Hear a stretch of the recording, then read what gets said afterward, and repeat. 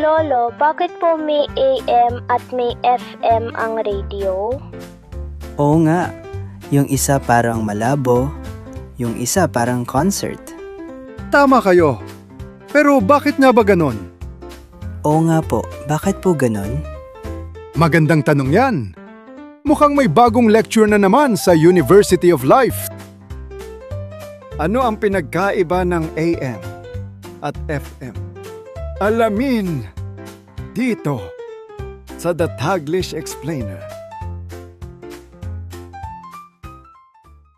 Ang topic na ito ay mula kay Jamson Velarde 411.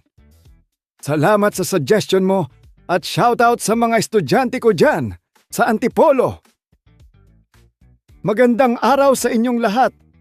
Ako si Professor Ipaliwanag ng University of Life at ngayong araw aalamin natin AM versus FM. Ano nga ba ang tunay na pagkakaiba? Akala ng iba, ang AM ay luma, ang FM ay bago, pero hindi lang yan ang kwento. May science sa likod ng bawat tunog na naririnig mo.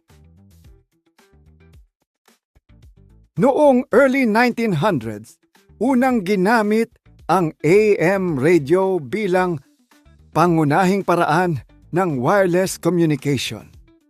Ito ang naging daan para sa unang radio broadcasts, balita, musika, at announcements na umaabot sa malalayong lugar kahit wala pang internet o TV.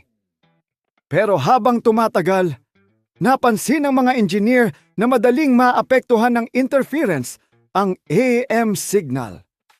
Kaya noong 1930s, dinisenyo ang FM radio bilang mas malinaw na alternatibo.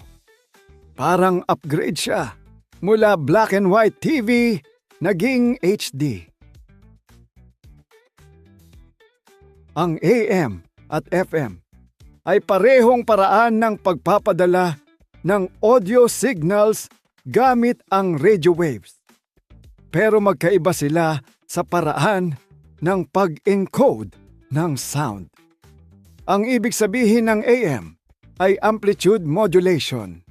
Ang FM naman ay frequency modulation.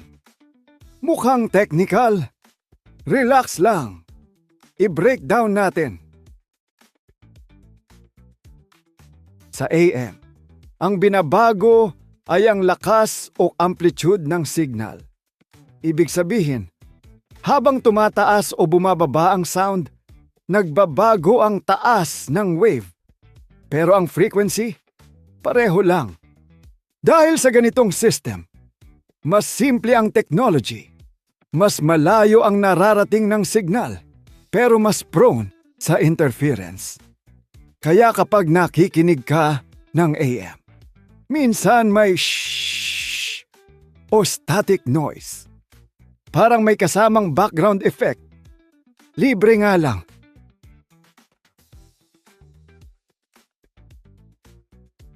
Ang AM radio ay sobrang useful noong panahon ng digmaan at emergencies.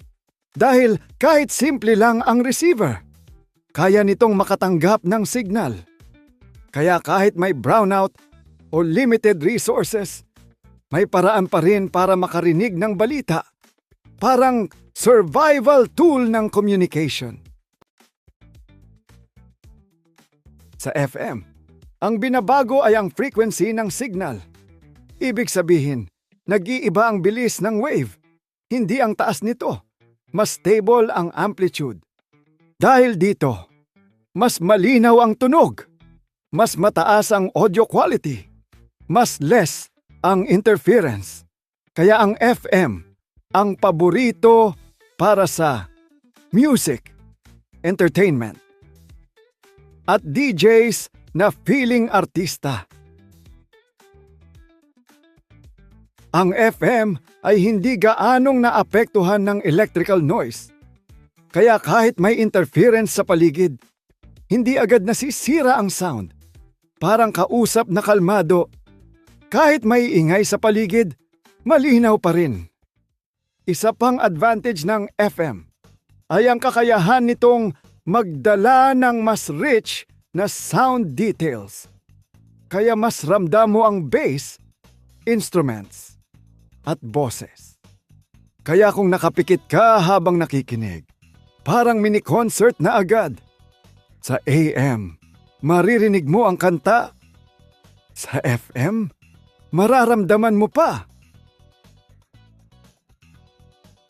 Dito na papasok ang malaking difference. AM ay katumbas ng mas malayo ang reach. FM ay katumbas ng mas maganda ang quality. Parang ganito. Ang AM ay long distance relationship. Ang FM naman ay high quality relationship. Isa malayo pero stable. Isa malapit pero malinaw. Kung mas malinaw ang FM, bakit may AM pa? Simple. Magkaiba sila ng purpose. AM ay perfect para sa balita, talk shows, at emergency broadcasts. Dahil mas malayo ang coverage. Ang FM naman ay para sa music, entertainment, at daily listening.